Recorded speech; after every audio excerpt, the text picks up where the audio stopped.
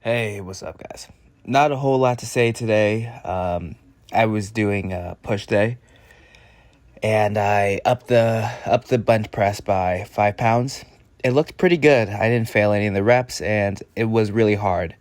That third set, that fifth rep, so it was exactly what I was going for. I was, really, I was struggling with it right at the end. So I'm happy with that 5 pound increase. Probably going to get up to 195 next time. So that would actually be a 10-pound increase in 1 week, which I feel like I'm capable of. Been really working on my form, specifically keeping my elbows, shoulders, wrist all stacked together. And of course, I've been talking about my bar path. Like every time I bench, I talk about my bar path. So I've been working on that. One more thing.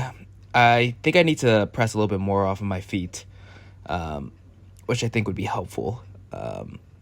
But, there's like the power lifters, the way that they do their bench press, and they have their like chest like puffed out as much as they can, as well as like really pushing off their feet. They got the arch.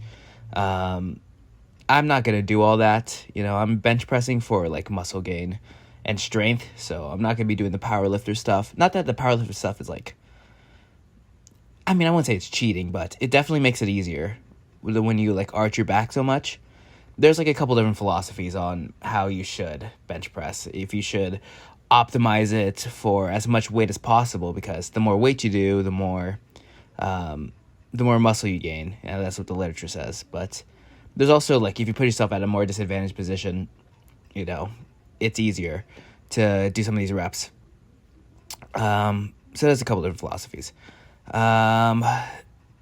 Honestly, I side more on the second. You should put yourself at a more disadvantaged position. That way, it causes you to work harder. That's just personally what I think. But, there's plenty of, we can agree to disagree if somebody disagreed with me. But yeah, that was the fifth rep. Third set, fifth rep. You can see I grinded a little bit at the end there. But that's perfect. That's exactly what I'm going for. And I'm putting myself at a caloric surplus again. So I got all the way down to like 193 pounds. And I think I'm done, I think I'm going to try to get back to 200 pounds again because I don't really care too much about the abs, to be honest. I was a little bit. I was kind of sad when I saw like the fat on my face. And I was like, oh man, maybe I should lose some weight. But the more I think about it, the more I realize I'm not going for like the sculpted abs look. That's kind of past me at this point. It's all right that I'm not gonna have the abs that I did when I was a high school footballer.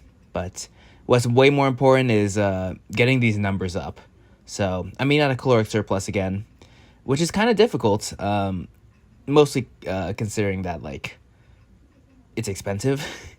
I don't have that much money for food, and I'm trying to save as much money as possible. That was another reason why I was cutting, kind of. But I'm going to put myself back at the caloric surplus because, like, this squat, I have to get this 405 squat. Like, that's, like, the only thing that matters to me at this point. Not even, like, being, like, big and strong. I'd look a lot bigger and stronger if I was 155 pounds. I showed a picture of me at 155 pounds from like a couple years ago, and I look shredded in that. However, 155 pounds, I was not lifting any weight like this at all. I probably couldn't even squat 300 pounds. So a 405 squat is just completely out of the question.